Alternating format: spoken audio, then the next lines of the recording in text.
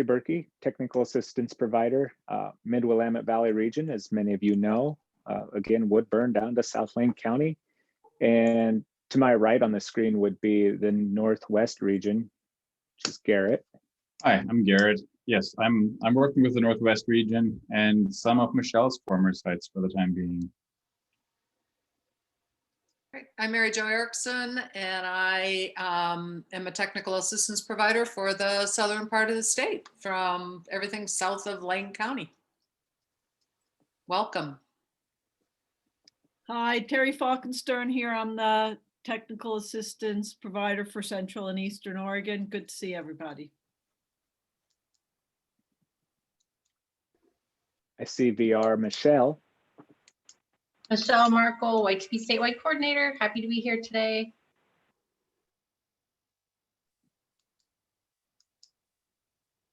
Charlotte's on the call somewhere. I am. I feel like I'm sleepy, like the Seven Dwarfs. Yeah. Sleepy and sneezy, and Uh-oh. I need coffee. Be well, have coffee. And did I am. Sally make it? I think so. Glad everyone's here. Thanks for spending some time with me. All right, this call is being recorded, and we have with us our guest speaker from Oregon Employment Department, Henry Fields, out of Lane County area. And I'm going to let him introduce himself, and then he'll run through his PowerPoint and share with us some tools on how you all as transition specialists and YTP sites can access that system and use it to do good work. Go ahead, Henry. Awesome. Thank you, Jesse. Thanks everybody so much for being here today. I'm really excited to talk with this group. I'm looking through names. I don't think I recognize anybody, although shout out to the Coasties out there. I work in Eugene now and cover Lane County, grew up in Coos Bay. And this topic of employment, but also just helping students achieve what it is they dream of is really, really near and dear to my heart. A little bit about me. So I'm a workforce analyst for the Oregon Employment Department. You may, in your area, have worked with your local workforce analyst. Kind of depends on how you approach what you do. In the Northwest, maybe you've worked with Shauna Sykes. In the Southern Oregon, maybe you've worked with Polly Faramond.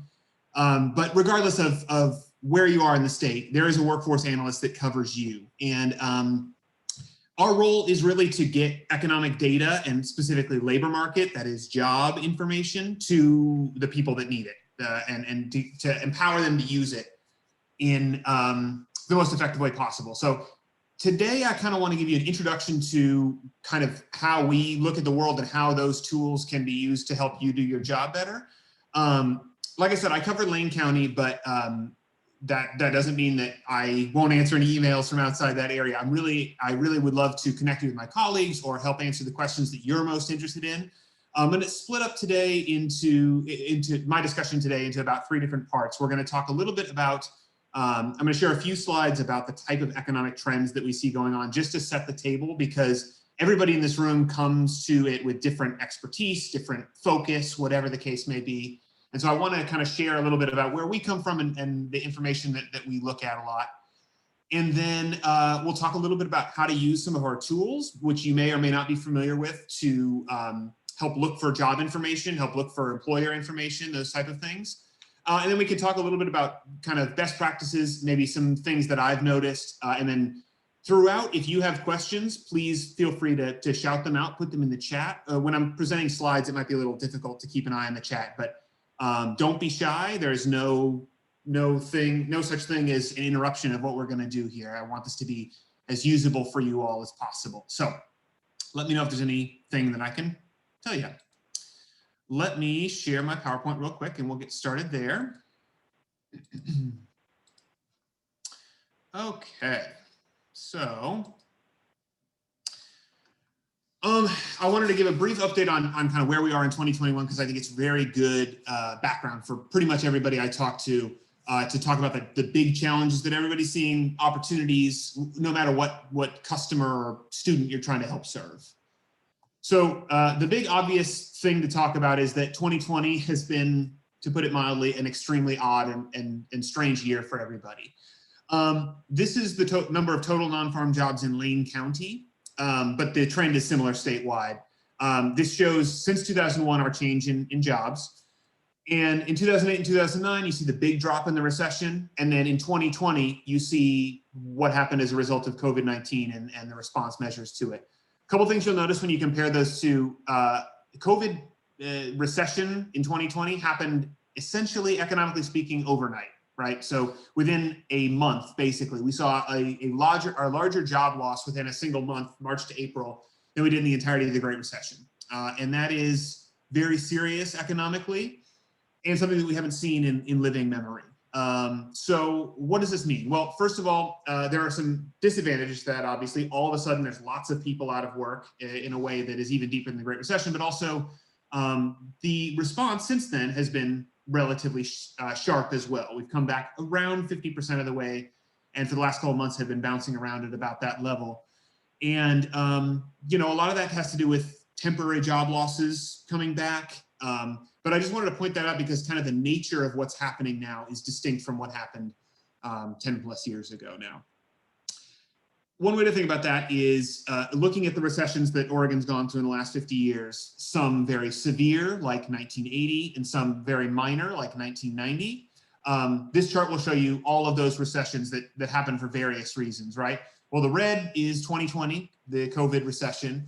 And you can see statewide kind of what a lot of folks are saying is we still have a Great Recession sized hole in employment left to fill, which is no small task, right?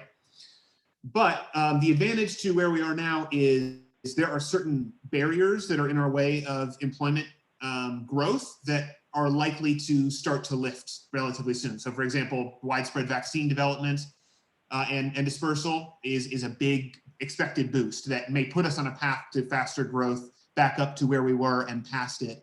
That looks a lot different than 2007 or 1980. If we talk specifically about the industries that are having the most trouble, I think this is, again, useful context. This is the amount of job change from December of 2019 to December 2020. Far and away, the largest job loss has been in leisure and hospitality. That's your restaurants, hotels, all those places that we cannot go to the way we used to last year. And it really shows up in the job numbers. But some other things have had some effect too. So some of the business services that relate to in-person customer service that show up in those other services. Education, obviously, which shows up in a lot of the government numbers. Basically, I mean, it's been across the board in some respects. Even healthcare, which you wouldn't expect to take a big dive in a pandemic, has been hurt because people have to put off voluntary procedures and things like that. Some areas have been hit much less hard than others. Transportation, warehousing, and utilities, for example, has not been hit, has even grown since last year. A lot of that has to do with the more online shopping that people are doing, those kind of things. But I want to point this out because, again, like 2008, the cause of the recession has an impact on what jobs are most affected. And it's going to be very useful to think about that as actionable intelligence. We're going to talk more about ways to help students that might be graduating into this environment in this context. This headline was making the rounds a couple weeks ago, and I wonder if anybody's seen this year. I get a lot of questions on this. So the job numbers come out every month for the US and then a slight remove for Oregon and its regions. And I got a lot of questions saying, well, why did only women lose jobs in December? It's kind of I think it's a headline grabbing way of looking at the information that came out, but I want to explain a little bit more about it. So maybe you saw this, maybe not, but this is one instructive headline. The US lost 140,000 jobs in December. All those jobs were held by women. That does not mean that no man lost his job. It really has to do more with how we look at the totals. So what happens is when these job numbers come out, they're broken out often by demographics. So it could be by gender, could be by race and ethnicity. This is in the United States from November to December. We had a job loss of 140,000. What that means is, on balance, 156,000 women lost their job, more lost than gained, and 16,000 more men gained than lost their job over the course of that month. Does that mean that people just don't like women and we're using it as an excuse to fire women? No, what it really has to do with is in the next slide. But I wanted to bring up the fact that this recession is not affecting everybody equally. Race and ethnicity, you can find a similar sort of trend, right? And there is this kind of element of a tale of two cities, two worlds going on in this recession that is important to keep in mind. But if we, the reason basically that more women lost their jobs than men has to do with the type of work and the type of industries and occupations that have more women than men. So 75% of healthcare and social assistance workers are women. A large majority of educational service workers are women.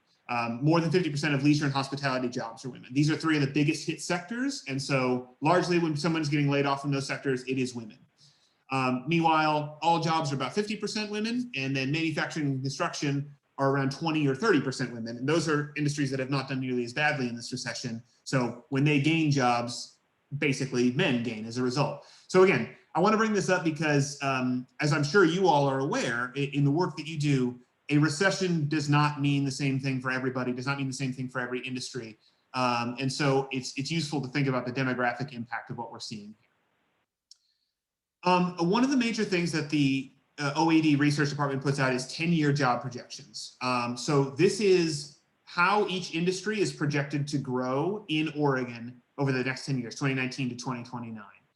A couple things to notice here. First of all, these are 10-year projections, so they take into account those kind of large structural changes rather than, for example, the 2019 to 2020 shift, when it'd be very difficult to predict that COVID is going to happen in 2020, for example. So looking a little bit further out really lets us say, here's what the demand for is in long term in the economy, and here's what those trends look like. And basically, some of the major ways to look at here, private education and health services, which is basically healthcare, is that top bar. That's projected to grow the fastest. And all of these bars above total employment, 9%, are projected to grow a little faster. So professional and business services, construction, because we're a growing and aging state that needs more houses built. Leisure and hospitality, when they work out of their deficit from this recession, is projected to grow. And some things grow less quickly. Financial activities, manufacturing, government, not to grow as fast. But an important thing to note here is that no major industry is projected to decline. So there are lots of options available, I like to say, for students. Basically, whatever they're interested in, they can find how to do that work in Oregon. One very important thing we're going to look a little bit closer at when we get to the tools section is, this is not the limit of the information we have. We can go much more in depth into specific industries. So what type of manufacturing are we talking about? And that's important in things like information, that orange bar there, because information includes tech companies, which are growing very fast, but also traditional print media, which is growing, which is actually shrinking pretty rapidly. So that averages out in a way that you want to help look for actionable intelligence based on the specific thing that somebody's interested in. But also another useful tool is we put out this information for 800 occupations as well. So a particular job, if your student you're working with is interested in being a carpenter or a janitor or a hairdresser or whatever the case may be, we have specific data on that. How is that job projected to grow in the next 10 years? So again, if I could literally spend all day long, throwing all this data on you guys until you drown, but I just want to let you know that's the type of thing we have available, that you can find more information out for all the areas of Oregon as well. Okay, so now to get to the real kind of the meat of the question that everybody's interested in. What are the best opportunities to find employment right now? You've got somebody that's interested in a job shadow or somebody that's graduating this year. What are the good career opportunities that might even be emerging for them in the era of COVID-19 instead of all the bad news? Well, short term, what I'm really advising people to do is look at where people spend their money, because that has a huge impact on what we're seeing downstream in the employment numbers. What that means is anything that is doing well in the short term is pretty much based on the way that people's spending has changed during COVID. So this graph shows the personal consumer expenditures by the type of thing that somebody is buying. Anything in blue above that line is something that somebody is spending more on in 2020. And anything red below that line is things that people are spending less money on. And this is all probably obvious after you think about it, but it's useful to kind of see it all here. Things like outdoor recreation, fast food, at-home activities, remodels and refurnishings, food and beverage that people are doing at home, like home baking and home cooking. These are all things that are growth fields in the last year. Whereas things like out to eat besides fast food, sitting down at a restaurant, accommodations, going to a hotel, personal care service like going to a nail salon or hair salon, these are all things that are down substantially over the year before. And you really see that when you come to who's hiring right And so here's some examples of how that shows up. I showed you all the numbers, and I could show you more numbers about things that have gone down in the last year, things that have struggled, right? But these are the areas that have had more change in employment, more growth in employment in the last year. There are things like home improvement stores. That's your Lowe's and Home Depot and stuff like that as people work on their homes or work on their garden. Transportation and warehousing, like I mentioned briefly, a lot of e-shopping and things like that, really driving that sort of thing. General merchandise stores, that is your Targets and your Walmarts that everybody needs to do more shopping at and may even be doing more of since they can't visit other stores in person. Mining and logging, a lot of forestry and forest fire prevention jobs are doing okay because they're easy to social distance. You're out in the, out in the woods, for example. Food and beverage stores, which is distinct from things like restaurants, as people cannot go out to restaurants as often. They're doing more cooking and food buying at home. Software publishers, I don't know about everybody on this call, but I am playing a lot more video games than I did the year before. And you can actually see that in employment numbers. A lot of software sales are up and people need to do things like have a Zoom meeting and have software that works for them. So those things kind of show up. And then state government, and that's largely people that have been hired to do new job service programs and things like that. That's not an exhaustive list. In fact, I didn't want to, I share these slides as just an opening to the discussion. I have a couple other slides that I could share about specific jobs that we've seen a lot of change from year to year in. But again, they all marry up to what people are spending more of their time doing, which is not that surprising. So for example, more people need animal care than they did a year ago because everybody's adopting puppies and kittens and stuff like that. So I think that's a really interesting creative way that you can help serve students in the short term when there's not a lot of great answers for, yeah, but who's hiring, what is my long-term career going to be? If you're somebody looking for your first job, these are the sort of things that I would think about and lean on. So that's the end of the PowerPoint slide portion of this, but I wanted to close by saying, again, this is an absolute no wrong door type thing. If you have a question about any of this at any point, I'll make sure to share these slides and you can go through them. We're going to go to quality info here in a second and go through some of that. If you're interested in signing up for the monthly newsletters that we put out, you can contact me. And here's my contact information from that. So let me stop there and see if there are any questions about anything that I presented so far before we move on to kind of the more hands-on section. Henry, this is Jesse. And I know one of the questions preemptively that's going to be asked is, can we get this PowerPoint? So Absolutely. if you'll send that to me, we'll get it out on our YTP website and everybody will have access to it. Yeah, absolutely. And also, if you go to my page on quality info, which I'll show you in a second, you can actually see all the presentations and articles that people have written. I'll go there in a second as well. But yes, I will share that directly with folks. But is there anything that people saw there that raised some questions or any any itching questions that have been eating at you that you don't know how to answer that we can kind of focus a conversation around?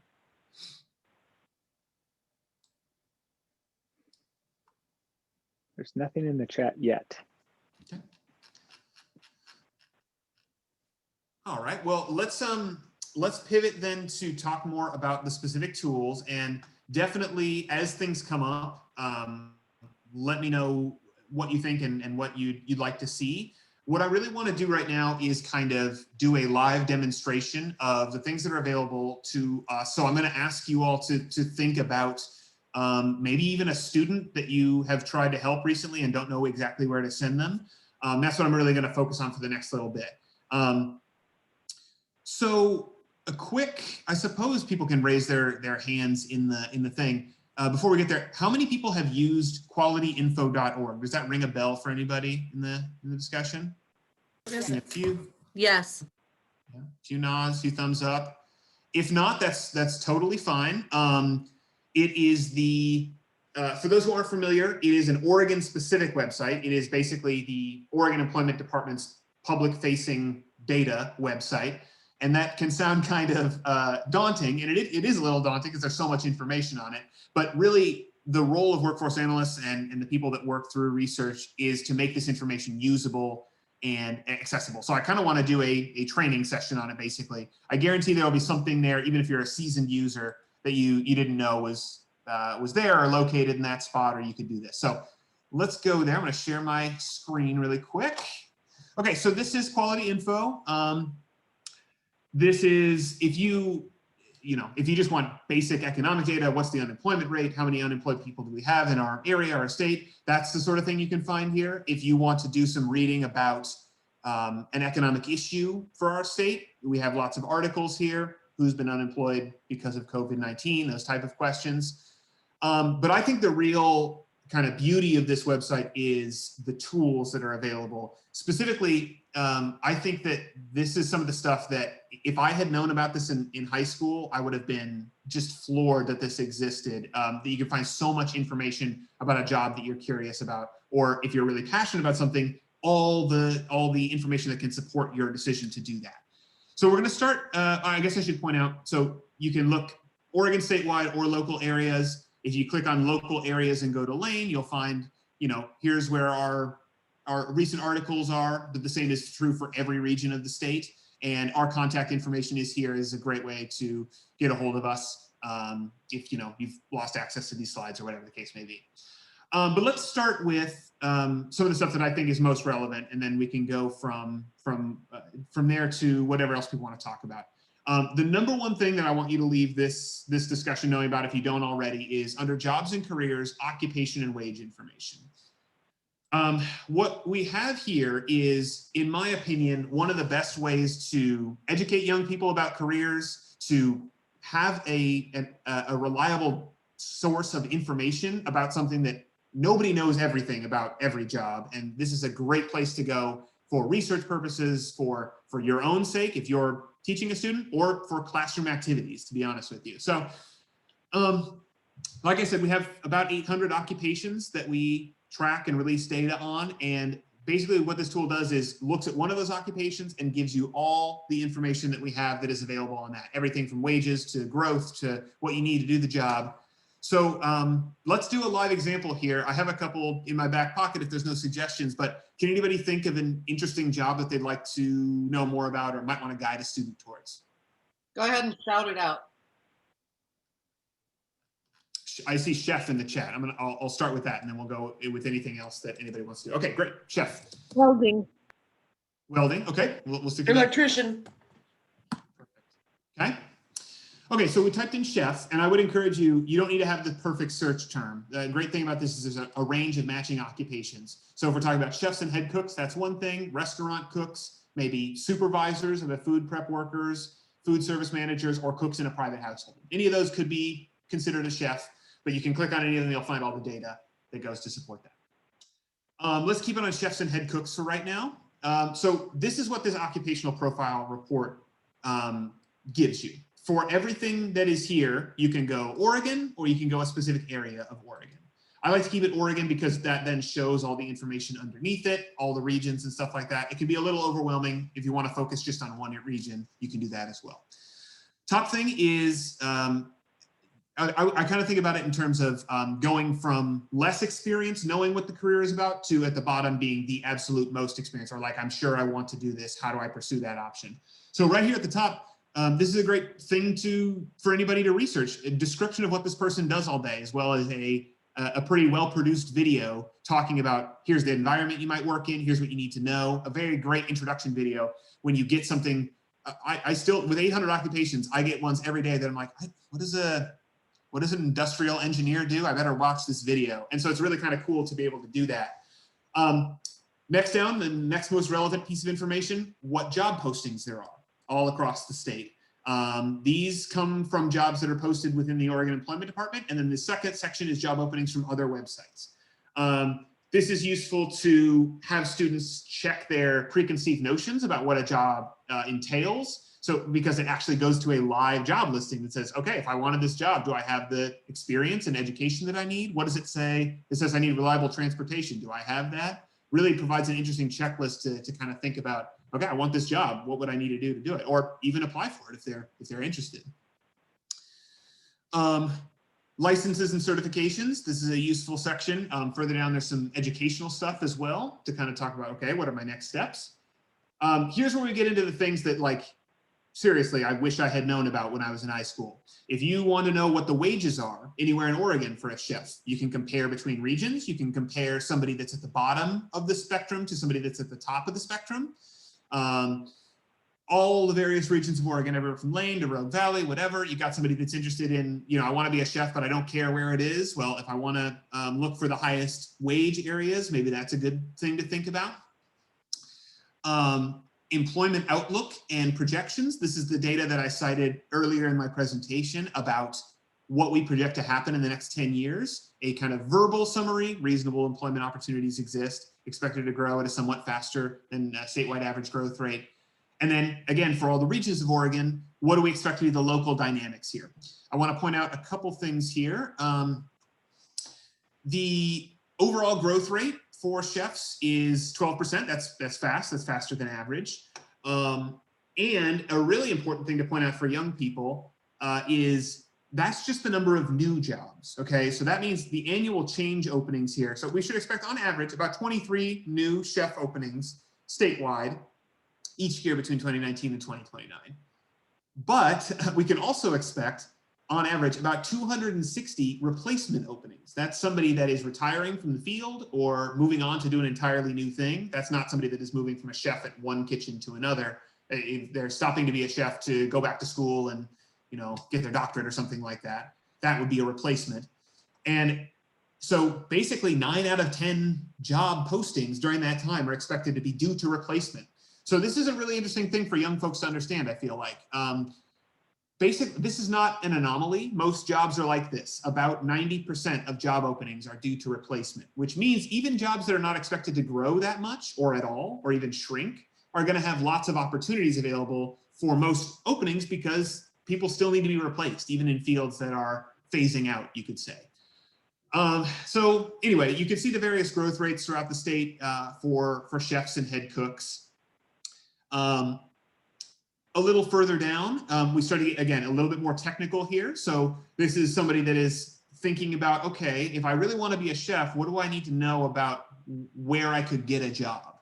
This next section is industries of employment. So chefs and head cooks, where do they work, basically, is what this information includes. So of the 1,888 chefs in 2019, these are the sectors that they worked in. Some work in colleges and universities, some work in beverage manufacturing, some work in hospitals, some work in recreation industries. And the cool thing about this tool, this is one that even seasoned users of Quality Info probably don't know about because we hide it very well. Anything that is hyperlinked here will take you to a map that shows you where those employers are. So let me show you an example of what this looks like. Let's say beverage manufacturing. Not that many chefs are employed here, but I think this is kind of an interesting way to look at this. So this shows basically a searchable list of the 849 beverage manufacturers in Oregon. So you got somebody that's really interested in brewery work or distillery work, something like that, or is interested in learning more about that process. So you follow that hyperlink and you get a searchable list of, okay, so chefs are employed in this field. Show me where they exist. That includes wineries, distilleries, like I said, and you can click through here and most of these will have either an address, a website, a phone number, in many cases, an email contact. I do have to caution you, this is put together by a third-party data source. We don't have direct control over this. So, you know, caveat emptor, definitely don't tell a student to like cold call everybody on this list. I don't think that's probably a productive use of their time anyway. But I think it's really useful to kind of look at the range of options that are available, right? So yeah, you can search in a particular area of the state, whatever the case may be. I wanted to show that because that is, like I said, kind of well hidden. So let's go back to the occupational profiles. We'll get all the way through it here. Educational requirements. This is just a summary of what basically you need to get in the door. This is a really interesting one that I think makes for some great classroom activities or individual one-on-one work. Knowledge, skills, and abilities, we call it, and also detailed work activities, these next sections. If any of you have worked with ONET before, this is where this information comes from. We just poured it directly in here, so it's the same as that information. Oh, I should also point out, this all comes from national kind of standards, so this does translate state to state. We don't have other states' data on here, but I can help you access that if you're interested in that, if you got somebody that's looking that way. Knowledge, skills, and abilities is the knowledge, skills, and abilities that you need to do this job, as well as detailed work activities. What does this person spend all their day doing? The reason why I think this is so cool is, one, it can really help a student that might be nervous, thinking about, how do I plan ahead for this? How do I get ready for a job interview? I think the detailed work activities, for example, is a great kind of job interview checklist. You can kind of say, walk into a job interview expecting that the employer is going to ask you, hey, do you know how to do this? Have you ever looked over a facility to make sure that things look right? This is your prep list to say, okay, I need to think of an instance where, I did a volunteer activity and I had to look over things to make sure everything was right. That they have an answer ready to go on that, because when I'm preparing for a job interview, that's really what I'm trying to do. I'm trying to think ahead. What are all the questions I'm going to be asked, and what are 3 answers I can have to all of them in case I forget the first 2, which I definitely will. So I think that these kind of things are fun when somebody's planning out, like, this isn't really what I thought. Maybe this isn't the job for me, or I'm really excited about this. I want to be able to make the case that I can do this. And obviously there's implications too, if you're working with an employer on, designing a list of job activities for somebody that might be shadowing or might have a disability or something like that, to kind of talk about, look, I think these are the 4 tasks that this person can really help you out with. I think that could be a cool opportunity. Schools, training providers, we have lots of information available on that in the areas throughout the state. And finally, related occupations. Let's say you make it all the way down here and say, okay, that was interesting, but I'd like to know more about something that's not quite that. Tell me about bakers instead, and it'll take you to the occupational profile report for that. So again, hopefully not everybody's asleep. Not everybody's as excited about this as I am, but you can see how this level of information can really help somebody kind of no matter where they're at in the step. So for the person that asked about chefs, anything else that you wanted to cover here or wanted to know if we have more information on? No, that was really cool. So thank you. Great, I'm glad that was useful. So we could do similar things. So a couple ones that were mentioned were welder, electrician, and then I see in the chat real estate agent. Real estate agent is one that I actually just did in a presentation on Friday in Cottage Grove, so I know some stuff about that. We can talk about that. Well, real briefly, I'll go through those 3 and see what we can find and highlight and open up for questions at any point that somebody wants to. Let's go welding. I could have put welder, but it's going to bring us to the same place anyway. I should say, if you're not super into ONET and these type of things, sometimes the names of these occupations and the numbers that come up with them might not make a lot of sense, and that's okay. You do not need to know all 800 occupations and their SOC codes, which is what these are called. That's what I'm for. So if you ever see something that's like, I can't figure out why I can't find the information I'm looking for, that's a great question to reach out to us on. But if we're looking specifically at somebody with welding skills, probably what we're looking at is welders, cutters, solderers, and brazers. You could also operate a machine, but whatever the case may be, whatever that person's interested in. So again, you start out with a video. You have, this might be a really great spot to do some research with the student on, what does TIG welder mean? What does MIG welder mean? Do you know what type of environment you want to work in and what certification you need? Let's find out together. And those are like job postings are a great way to do that. I will say that welders are a great example. A lot of construction jobs, especially as we'll see with electricians too, are uniquely, it's been very hard to fill those in the last couple of years. And so you will see a lot of demand from employers. Like you'll see a lot of job postings for certain. You'll see high wages. And that is because these are skills that are difficult to just pick somebody off the street and have them be able to do. So if you have a student that's excited about these things, that you could call the skilled trades, for example, carpenter, electrician, plumber, welder. These are things that have lots of opportunities available throughout the state. And again, this is useful. What industries do they work in? So as you might imagine, lots in construction, lots in manufacturing. And again, you can go, somebody really wants to work at a foundry, you can go find what foundries exist here. Ship and boat building. Because there's so many, we can get kind of fine-grained with who works where, those type of things. But maybe they could work in lots of environments. The government, even things like a very big hospital system might have a need for a welder. So there's really an opportunity to get creative there. And just like industries, just like occupations, these industries have strange names and strange codes associated with them. Again, if you don't see something, feel free to let us know and we can work on it. So yeah, I think welding is one that is a great, if students have the skills and interests, is a great one to refer people to. And let's just bundle electrician in there and see that as well. This is a great one for students that are thinking about like, how can I maximize my earnings? Electrician is a great one to take them to, because honestly, every time I look at the electrician wage table, I'm like, should I go into an apprenticeship? This seems like a good deal.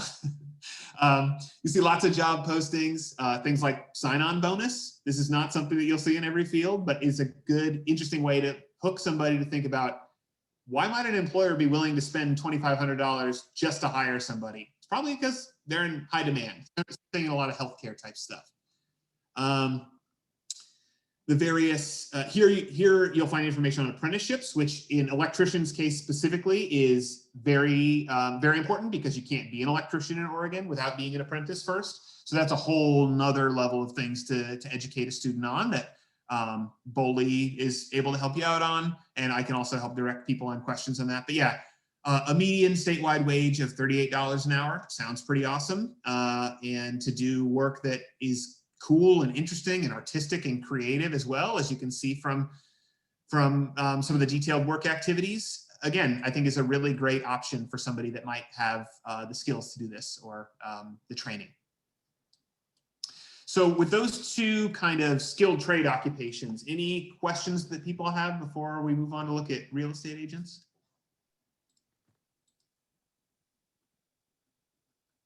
Oh, that's fantastic.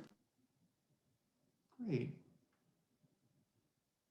And Francis, I will get to your, well, let me ask about your question. Are distribution centers similar to Amazon starting up? It would be awesome to have a distribution center for local business distribution. Do you mean the warehousing type jobs that I was talking about? Or did I misunderstand your question? Yeah, I don't know. I've been thinking lately that we could take advantage of this and make opportunities instead of small businesses suffering. If there was something like Amazon, but it was local for Oregon, and it helped our Oregon businesses to grow, that would be amazing. Mm-hmm. Yeah, so two things about that. That is a really good observation. It's something that's very close to my heart. I like to study a lot of the Really? entrepreneurship and local ownership Yeah. stuff. And Oh, so the question is, the question becomes, how do we support those local businesses and that local ownership? And I think that one silver lining that seems to be coming out of the pandemic is that I don't think we are seeing a spike in new business applications. We see a spike also in businesses going out of business, obviously, because they can't sustain. But the kind of good news to that is it seems like people are not really taking I'll start my business next year, I'll start my business next month. I think people are really starting to think like, things can happen in a crazy way. If I dream about doing this, I should do it. Or they're getting laid off from somewhere and saying, it's time for me to do this thing I've always dreamed of. Because we really have seen a massive increase in the number of business establishments. So long story short, I think those two elements, making sure people stay in business that are able to, as well as these new folks that are starting up in a niche field that doesn't exist yet. I think staying as up to date as you can on those and helping your students be aware of those opportunities is a really great way forward.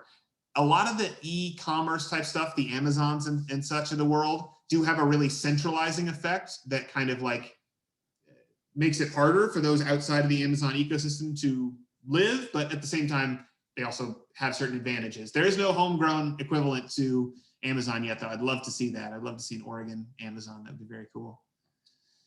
So, right. yeah. We're so unique that it could be a great thing. And also it could be jobs and hooking up the businesses to the distribution center. And okay, Sorry. Yeah, Okay, I got yeah. a little off that. Yeah, no, that's great. I will show you, I'm going to share some things later on in terms of resources that are available. I would encourage you to work with your local ESD groups. There may be some of you who are already very well connected to this, so I apologize for beating this drum. But in my experience, a lot of the career and technical education teams have great connections with the local manufacturers and things like that in a way that can really assist people as they're thinking about how to support these unique local businesses that makes Oregon, Oregon. It's very cool. I just have one thing. Yeah. Sorry, this is Joyce. There is actually a thing in Eugene that they're trying to start that is a local Amazon. I'll put the name of it in the chat for fun. That's awesome. Oh man, I can't wait to support that. I think Thank you. It's not very big. that kind of local business support though is really, really critical, I feel like. I think that's a great thing that can be modeled throughout Oregon, because I think that's one thing that Oregon's very good at, is creating that kind of community. Let's real quick go to real estate agents and see if there's any questions there. And then I want to go to one other set of tools that is useful for people. Okay, so real estate agent could be a broker, an agent, a property manager. I guess the one that we did on Friday was actually a mortgage loan officer, which is another thing that you could potentially search and come up with information there. But yeah, a real estate agent, if somebody's interested in the sales part of it, what the knowledge, skills, and abilities in this video, they update them every now and then. But I think the reason why that's useful to keep an eye on is a real estate agent is a job that is changing pretty rapidly, because how we search for and purchase homes is changing kind of rapidly through technology. So I think this could be a really cool opportunity that if you've got a student that's interested in this, to kind of figure out what's unique about new jobs relative to old jobs, could be a really useful tool. Let's see. Moderate growth, a little bit less than the average statewide job. But again, this is where you see those replacement openings making up such a huge portion of the change, that there's still going to be lots of opportunities. Real estate, I just happen to know off the top of my head, is one of the ones where it's one of the older jobs, because it's relatively easy to continue being a real estate agent into 65, 75, whatever age you want to keep working at. And we're seeing more and more of that. So that's not to say there's not opportunities, but just be aware of that if you're advising somebody in that role. But the advantage to that is, if you've got a student that is a little bit more sociable or gregarious or wants to learn more about it, it might be very easy to pair them with a local real estate agent for shadowing, for an informational interview, these type of things, because these are people that have done this career for a long time and might be able to really give some perspective on it, if that's something that is useful to your students. Yeah, let's see, anything else worth pointing out here? Any questions about real estate specifically? Joyce, is your hand still up? Or did it just not come down? It just didn't come down, I think. Okay. Joyce did add that link there in the chat for you all. That's great. Thank you. Okay. Unless I've missed any, I don't think there are any other occupations to look at. Let me share one quick example of something that, if you kind of scratch your head about something, you might want to come to me about. Okay, so computer programmers. In a lot of people's mind, this is the career of the future, right? This is a great thing to advise students to be in. You got some job openings, you have wages in the area, you go down to employment here, and oh, wait, hold on a second. Computer programmers are expected to decline in Oregon? That seems so odd to me. Isn't this like a growth field? This is a great example of something where what you mean by computer programmer is probably not the same as what the data source means by computer programmer. This is somebody that more like inputs the information into a computer, is really more of like listens to, may assist software developers by analyzing user needs and designing software solutions. So really kind of more of a implementer of computer code. Whereas a developer, a software developer, is more in mind what people have in mind when they're talking about a computer programmer, somebody with software developer of applications, software developer of systems software. So I wanted to flag that for folks because that is one that has tripped me up before. Software developers of applications are one of the fastest growing jobs and extremely high paying, 28% growth in Oregon in the next 10 years. So again, you hit a roadblock, something doesn't make sense, that's a great thing to reach out to us and we can explain more about it. Francis asked in the chat, I wonder if there's a business meetup group for young people, online meetings make involvement accessible. I would, that's a really good idea. Do you have, are you specifically thinking about young people and students that might be interested in starting their own business? Is that what you have in mind?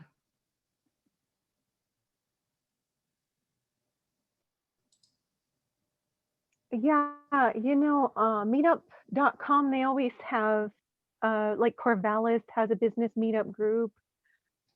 And I just think if they have that online, that'd be amazing because students would start to make connections and make their own, like, think of their own path, their own part amongst all these things that are happening. Like it would involve them in businesses in a different way. I think that would be really neat. Yeah, absolutely. Yeah, I think Meetup is a great place to check. I think your local chambers of commerce might have those type of things. I am aware of a lot of things in Eugene that might be interesting. I can't speak to the broader state, but your local workforce analyst might be able to. But there's, for example, a young person's business competition that MindWorks puts on or has put on in years past, which is a co-working space in Eugene. These are the type of things that, you know, getting involved in that community or having a place to send students can be really, really powerful, I feel like. And yeah, you're right. Now that people can meet online, it's easier. Yeah, because you're saying, like, I'm thinking, well, my people aren't going to go to Eugene, but if they're doing Zoom meetings, maybe they would consider like doing that consistently. Definitely. Continue. Yes, local small business development centers, if you've ever worked with them, host a lot of online meetings, can probably even have an online advisor meeting. They have small business owners that mentor full time. So you could do that. I would definitely Google SBDC and find your local one. They're usually housed at community colleges. Krista McGuire asked in the chat, can you clarify if a student is interested in video game design, would that be a software developer? Yes, so a software developer of applications would be specifically video game design. That's actually a really good segue because Jesse mentioned that an example of a job that students might be really excited about and really want to know more about, or how to say it gently, maybe you need to bring them back down to earth on their chances of this being a job for them, is somebody working in video games, right? Because, you know, that's a thing that's exciting for young people. And, you know, they might want to know a little bit more about, like, okay, can I really get a job testing video games all day long, or do I need to bring certain skills to this table that are a little bit different than what I'm envisioning? So I'm gonna real quick share, I think this is a good place to start for that type of conversation. And this is something that you all probably have a lot more background in, but I wanted to share a couple things that I have found in the last couple of months that are useful as you all think about how to get creative with like meeting with students online. Hopefully we'll be all back in person relatively soon, but for those that are hard to reach, how do you help students get an understanding of, for example, what somebody that works in video games does all day? There are a lot of great documentaries, you know, educational tools that you can go to for this. A couple that I wanted to highlight for folks. Can you see my screen where it's talking connected Lane County? Is the, or do you still see quality info? I can't quite tell. It's quality info. Okay, let me see real quick. I'm going to share a different screen. Okay, here we go. Sorry. Okay, so a couple things I wanted to flag for somebody that might be interested in this. This is our local ESD's basically career and technical education program. The folks that are from Lane County might be very familiar with Connected Lane County, but I just wanted to flag it because I think there's a lot of really cool stuff on here that does not involve you going out and recreating the wheel all by yourself. And I don't see why other people can't make use of this as well. They've done a lot of work in the last year doing things like virtual tours of facilities that are very well produced, Q&As with with people doing particular jobs. Like, for example, there's an electric car manufacturer that in Eugene called Arcimoto that they do a Q&A sit down with. Again, great tools available. This one of Weyerhaeuser I thought was really really well done and kind of demystifies what goes on in a lumber mill, for example. Could be a really cool tool to use for somebody that's thinking about these things.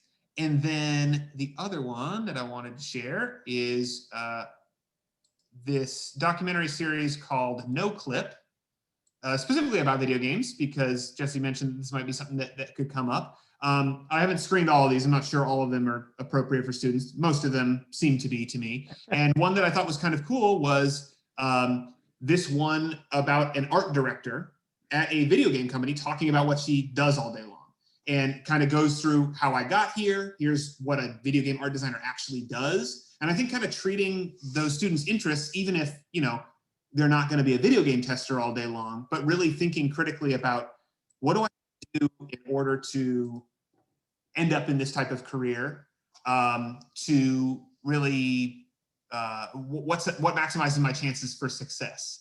I'm sure you all have plenty of ways of doing this, but I think that those are two interesting resources that I've noticed usefully that you can maybe replicate in your local area, talk to your local folks. Yeah, so I'm conscious of everybody's time here. Are there any other questions that people have at this point?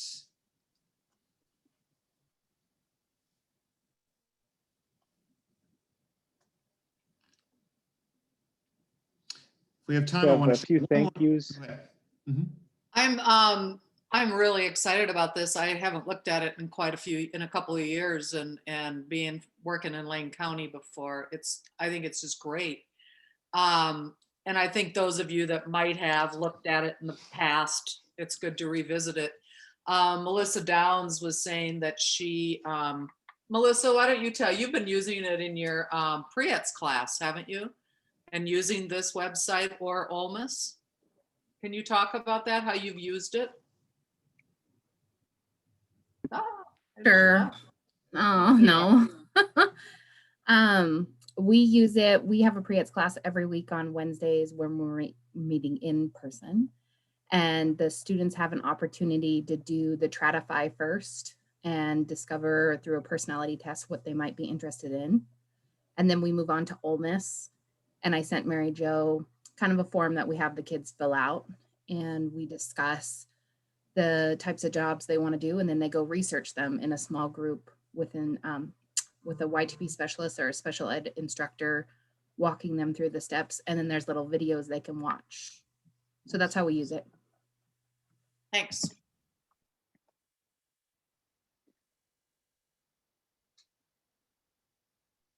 All right. That's excellent. Thank you, Henry, for your time sharing it. Did you have one more thing to add real quick? No, I just wanted to thank you, everybody. Please do not be a stranger. Let me know if I can help contextualize this information for you and what you do. But I really appreciate your time today. So thank you. So Henry, are you Thanks. available to, like if somebody is putting together a class like that, and how they could organize it, how they could make it meaningful for kids and all the little tricks and stuff, they can get a hold of you for that? Without a doubt, yeah. And if it's not my area, then I'll refer you to somebody who can. I'm always really excited to work on that. Great, thank you. All right, now we'll move into some announcements from your technical assistance provider team and VR. By way of reminder, the IGA amendment, everything that's due for that in terms of paperwork to Michelle is due by Friday. So if you're out there, you need to make sure that it gets up to Michelle. And then part of that, after Michelle gets those documents, we're asking the sites to reach out to your technical assistance provider as well as Michelle to schedule the time. So your TAPs have access to a calendar, and we can get you some dates and times, a couple tentative ones, but we're trying to do most of those negotiations between now and next month sometime. So that's where we're at with that. Anything to clarify or add to on that, Michelle? Nope. No. You said that perfectly. Thank you. budget amendments, keep spending dollars. If there's excess in the site, fill out the documents, let Michelle know. She'll turn those around usually within about 10 days and try to help you all out, get those funds used up before July. And for right now, I think that's it. Unless I'm missing something. Nope. All right. Well, thank you everyone for being here, spending time with us. Give me a few days and we'll get something up on the website, hopefully by the end of the week. If you want to rewatch this presentation or look again at Henry's PowerPoint, we'll see what we can do for you. Also, feel free to reach out to him direct with his contact info that he left for you. And we will go with it. Have a great week, everybody. Thanks. Bye.